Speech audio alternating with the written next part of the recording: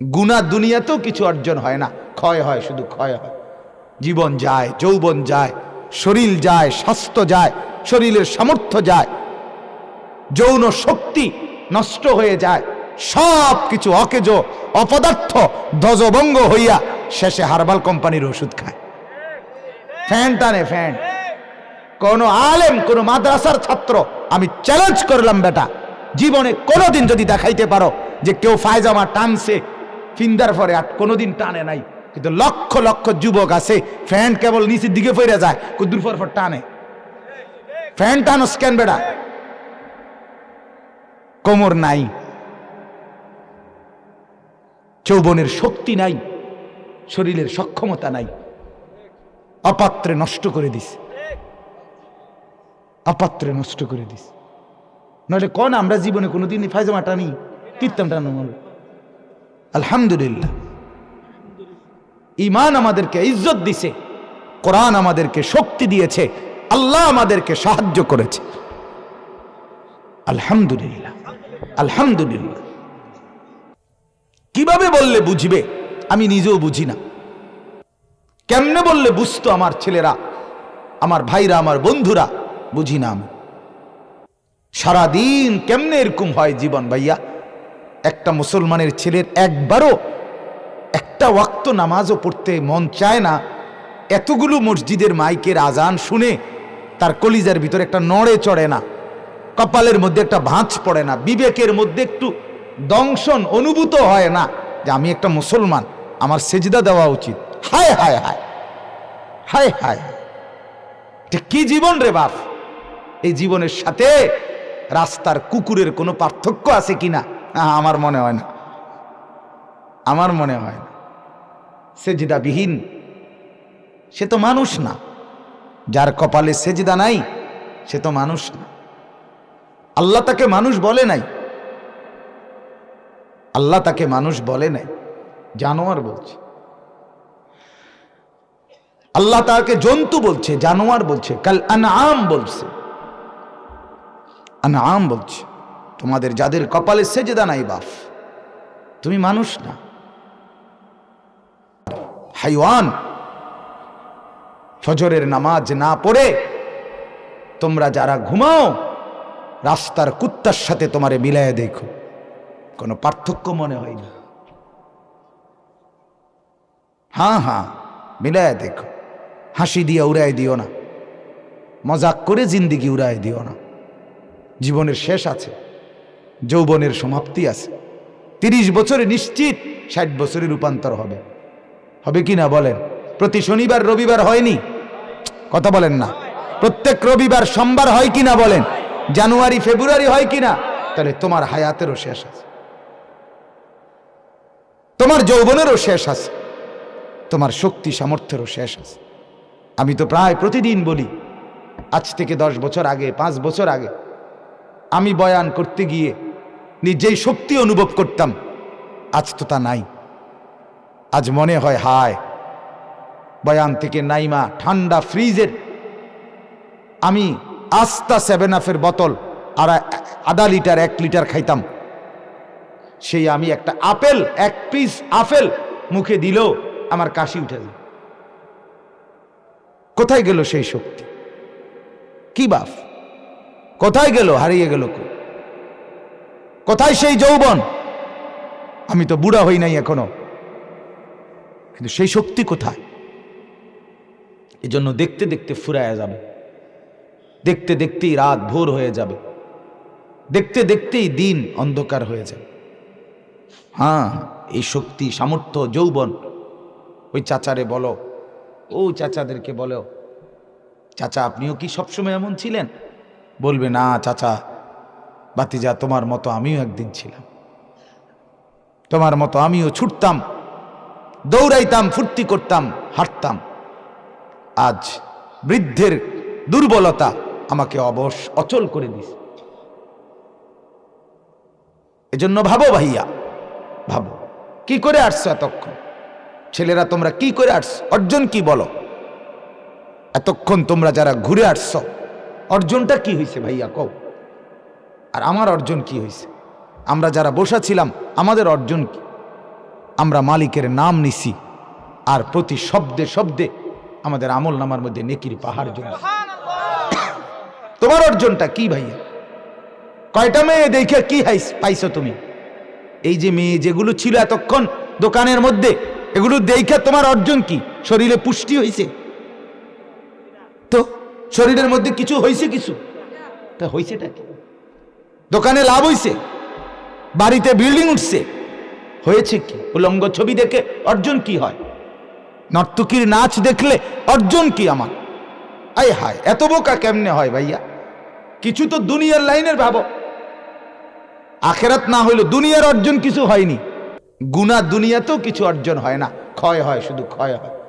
জীবন যায়, যৌবন যায়, শরীর যায়, স্বাস্থ্য যায়, শরীরের সামর্থ্য যায়, যৌন শক্তি নষ্ট হয়ে যায়, সব কিছু অকেজ অপদার্থ ধ্বজভঙ্গ হইয়া শেষে হার্বাল কোম্পানির ওষুধ খায়, ফ্যান টানে ফ্যান। কোন আলেম, কোন মাদ্রাসার ছাত্র, আমি চ্যালেঞ্জ করলাম বেটা, জীবনে কোনোদিন যদি দেখাইতে পারো যে কেউ ফায়জামা টানছে ফিন্দার পরে, আর কোনোদিন টানে নাই। কিন্তু লক্ষ লক্ষ যুবক আছে ফ্যান কেবল নিচের দিকে ফিরে যায়, কুদ্দুর পর টানে। ফ্যান টানো স্ক্যান বেটা, কোমর নাই, যৌবনের শক্তি নাই, শরীরের সক্ষমতা নাই, অপাত্রে নষ্ট করে দিস, অপাত্রে নষ্ট করে দিস। নইলে কোন আমরা জীবনে কোনোদিন ফায়জামা টানি, কীর্তন টানো? আলহামদুলিল্লাহ, ঈমান আমাদেরকে ইজ্জত দিছে, কোরআন আমাদেরকে শক্তি দিয়েছে, আল্লাহ আমাদেরকে সাহায্য করেছে। আলহামদুলিল্লাহ, আলহামদুলিল্লাহ। দুনিয়ার সুখও মিলছে আলহামদুলিল্লাহ। উলামায়ে কেরাম দুনিয়া তো সুখের বাদশাহীর হালাতে আছে, বাদশাহীর হালাতে আছে। বাড়ি তো বিরাট, সম্পদ তো অনেক কিছু, টাকা তো পকেট ভর্তি, স্ত্রী আরেক বেড়ার লগে, মেয়ে আরেক ছেলের সাথে, ছেলে আরেক মেয়ের সাথে, প্রত্যেকেই নিজের মতো। এটা সুখ? এমন ব্যক্তির বাড়ি যদি 10টা থাকে লাভ কি? কথা বলেন, বলে। আমি নিজ চোখে দেখছি, কোটি কোটি টাকার মালিক, বউ থাকে ঢাকা, বেড়া থাকে কুমিল্লা, বেড়া ছাদের উপরে বইয়ে সারা রাত গিটার বাজায়, গিটার আর বিড়ি, আমার চোখে। আর তুমি ঠিক কোন লাগতো না, আমি দেখছি, বলে ঠিক কি আবার? ঠিকের কি আবার? সারা রাত গিটার বাজায় আর বিড়ি, একটার পর একটা সিগারেট খায় আর গান গায়। গান তো না, গানের জাতও না, কোন লাইনের কোন সুন্দর বলতে কিচ্ছু নেই। নাউজুবিল্লাহ। চলো ভাইয়া, বুঝতে শিখো, নিজের ভাবনা ভাবো। তু আগার মেরা নিহি বনতা না বন আপনা তো বন। তুমি আমার কিছু যদি নাই করো, তোমার জন্যই করো, তোমার ভাবনাই ভাবো। দেখো সারাদিনের অর্জন কি, সারাদিনের অর্জন কি? কি লাভবান হইলা? ছবি দেখে, নারী দেখে, উলঙ্গ দৃশ্য দেখে, অশ্লীল সিনেমা দেখে, নাটক দেখে, জিনা ব্যভিচারের দৃশ্য দেখে, মদ খেয়ে, জুয়া খেলে, উলঙ্গ বেহায়াপনার মতো বাহিরে বাজারে ঘুরে সারাদিন বন্ধুদের আড্ডা দিয়ে অর্জনটা কি? মিলাও হিসাব, আখেরাত পথ দাও, দুনিয়ায় মিলাও, দুনিয়া মিলাও। দুনিয়ার কিছু হয়েছে কিনা? এক দোকানদার তো 3 ঘন্টা ব্যবসা করলে তার 200 টাকা ইনকাম হয়। কথা বলেন না? এটাতে একটা বুঝ আছে, বেটারটা কি আইছে? লাভ আর্টস। একটা অটো ড্রাইভার, সিএনজির ড্রাইভার ঘন্টা 2 গাড়িটা চালাইলে তার তো 200 টাকা লাভ হয়, এটা বুঝ আছে তার। তোমার বুঝটা কি? তোমার বুঝটা কি? তোমার অর্জনটা কি এখানে? যেই নারীর জন্য তুমি এত পাগল, সেই নারী কি তোমার মিলবে না? সেই তুমি কি বিয়ে করবে না? তাইলে তো এটার জন্য এত পাগল হইয়া অস্থির হয়ে যাওয়ার মতো, কুত্তার মতো হয়ে যাওয়ার কি আছে? এটা বলে, এটা এত পাগল হয়ে যাওয়ার কি আছে? কুকুরের মতো মেয়ের পিছনে পিছনে ঘুরার কি আছে এটার ভিতরে? একটু সবর করলেই তো আল্লাহ তাআলা কোরআনে বলছেন, আমি যাকে বানিয়েছি তার জন্য তার স্ত্রীকে আল্লাহ বলেন আমার কুদরতের নিদর্শন আমি আল্লাহ প্রত্যেক পুরুষের জন্য তার স্ত্রীকেও তার দেহের অঙ্গ থেকে আমি বানায় রাখছি। এ তো কোরআনের আয়াত, কোরআনের আয়াত। তোমার জন্য আমি বানাইয়েছি। আমিন আয়াতিহি আন খালাকা লাকুম মিন আনফুসিকুম আজওয়াজা। চলেন তাহলে, অতএব আমি আপনাদের কাছে বললাম জিন্দেগির মূল পুঁজি লা ইলাহা ইল্লাল্লাহ। বলেন আলহামদুলিল্লাহ। আল্লাহ তাআলার দয়া ভাইয়া, আল্লাহ তাআলা সেই নিয়ামত আমাদেরকে দান করছেন। বলেন আলহামদুলিল্লাহ। আমরা বলতে পারি প্রতিদিন, আমরা প্রত্যেকেই বলি যে লা ইলাহা ইল্লাল্লাহ। এই যে বাক্যটা আমাদের যাদের জবানে উচ্চারিত হয় নিয়মিত দিলের বিশ্বাস নিয়া, এর চাইতে সৌভাগ্য, এর চাইতে বড় পাওয়া, এর চাইতে বড় সম্পদ, এর চাইতে উত্তম নিয়ামত আল্লাহর কসম দুনিয়া যদি 10 বার না 100 বারও দেওয়া হয় তারপরেও লা ইলাহা ইল্লাল্লাহর সমান হবে না, হবে না, হবে না, হবে না। ঈমান সবচেয়ে বড় সম্পদ।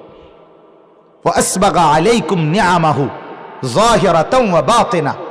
আল্লাহ তাআলা কোরআনে বলেন, আমার বান্দাদের উপরে আমি নিয়ামত প্রকাশ্যে এবং গোপনে একদম পূর্ণ করে দিয়েছি, পূর্ণ করে দিয়েছি। এইখানে তাফসীরের মধ্যে লেখছে ইমাম মুজাহিদ বাহিরের মাইক বন্ধ করছেন, বন্ধ করেন মিয়া, বললাম না। ইমাম মুজাহিদ রাহমাতুল্লাহি আলাইহি বললেন যে এই বাক্যের অর্থ হইল কওলু লা ইলাহা ইল্লাল্লাহ।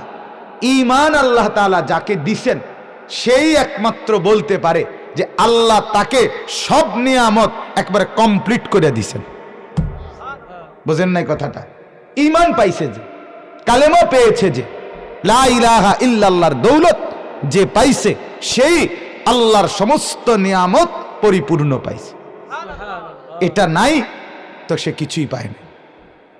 जो तू मेरा तू सब मेरा, যখন আল্লাহ আমার সবই আমার, ফলক মেরা জমি মেরি, আসমানও আমার জমিনও আমার, अगर एक तू नहीं मेरा तो कोई शै नहीं मेरी। যদি আল্লাহ আমার না হয় তাইলে কিছুই আমার নাই। আমার শায়েখ আল্লামা মুফতি মুশতাকুন নবী সাহেব বলে, তুমি আল্লাহকে পেয়ে গোটা দুনিয়াও যদি না পাও সব পেয়েছ, তুমি আল্লাহকে না পেয়ে গোটা দুনিয়াও যদি পাও কিছুই পাওনি, কিছুই পাও। যে আল্লাহ হারা সে সর্বহারা, যে কালেমা হারা সে সর্বহারা, যে ঈমান হারা সে সর্বহারা। এজন্য সর্বশ্রেষ্ঠ পুঁজি আমাদের ঈমান। বলেন আলহামদুলিল্লাহ। এই ঈমানের এক কালেমা কুল কায়নাতের সর্বশ্রেষ্ঠ বাক্য, সর্বশ্রেষ্ঠ বাক্য। আমার বাপ শেষ, এবার দ্বিতীয় শেষ কথাটা, সেটা হলো আমাদের এই যে ঈমান, আমাদের এই কালেমা, এই কালেমার দুইটা অংশ। একটা অংশ হইল লা ইলাহা ইল্লাল্লাহ, দ্বিতীয় অংশ হইল মুহাম্মাদুর রাসূলুল্লাহ। বলেন মুহাম্মাদুর রাসূলুল্লাহ। তাহলে প্রথম অংশ কি বলেন? লা ইলাহা ইল্লাল্লাহ। দ্বিতীয় অংশ কি? মুহাম্মাদুর রাসূলুল্লাহ। কোরআনুল কারীমের মধ্যে আছে, আল্লাহ তাআলা বলেন ইলাইহি ইয়াসআদুল কালিমুত তাইয়্যিব ওয়াল আমালুস সালিহু ইয়ারফাউহু।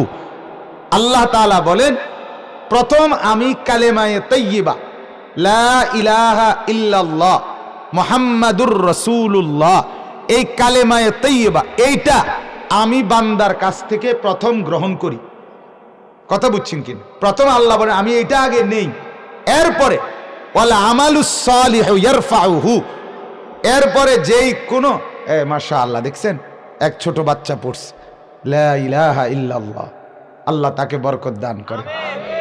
একটা মজার কথা শোনেন, নবীজি সাল্লাল্লাহু আলাইহি সাল্লামের জামানায় একবার নবীজি এক যুদ্ধের ময়দান থেকে ফিরে আসতেছিলেন, আজানের ওয়াক্ত হয়েছে, নামাজের ওয়াক্ত হয়েছে। তো নবীজি ওইখানেই মাঝপথে রাস্তায় একটি কাফেরদের পল্লী এলাকা, তো এদের এলাকার পাশে থাইমা আল্লাহর নবী বলছেন আজান দাও, নামাজ পড়বে এখানে। তখন আল্লাহর নবী সাল্লাল্লাহু আলাইহি ওয়াসাল্লামের সাহাবী আজান দিচ্ছিলেন। তখন ওইখানেই কাফেরদের কতগুলো বাচ্চা ছোট ছোট 10-12 বছরের ছেলে এরা খেলতেছিল কাছাকাছি। তো এদের মধ্যে একটা ছেলে, ঘটনাচক্রে একটা ছেলে 10-12 বছরের, সে ওই সাহাবী যখন আজান দিচ্ছে আল্লাহু আকবার আল্লাহু আকবার, এও রসিকতা কইরা ও হুবহু জোরে জোরে এও এটা বলতে লাগছে আল্লাহু আকবার আল্লাহু আকবার, এমনি কইতেছিল। নবীজি সাল্লাল্লাহু আলাইহি ওয়াসাল্লাম, আমি নিজে এই হাদিস পড়ছি পড়াইছি, নবীজি নিজে সাহাবীদেরকে বললেন ওই যে বাচ্চাটা যে জোর আওয়াজে তাকবীর দিছে, আজানের বাক্যটা বলছে, ওটা কে নিও। তো ওই ছেলেটাকে ডেকে আনছে, ডেকে আনার পরে আল্লাহ নবী সাল্লাল্লাহু আলাইহি ওয়াসাল্লাম বলে তোমার এই বাক্যগুলো আমি সুন্দর করে শিখাই দেই। কয়বা তুমি আবার কয় তো বলেন। তো নবীজি আবার বলছে, অয়ও বলছে। নবীর বলার বরকতে আল্লাহ তাআলা ওই ছেলেটাকেই ঈমানের দৌলত দান করছে, ছেলেটা মুসলমান হয়ে গেছে। এবং পরবর্তীতে এই ছেলেটাই নবীজির যে কয়েকজন মুয়াজ্জিন ছিল, বেলাল ছাড়াও এই ছেলেটাও একজন নবীজির মুয়াজ্জিন হয়েছে।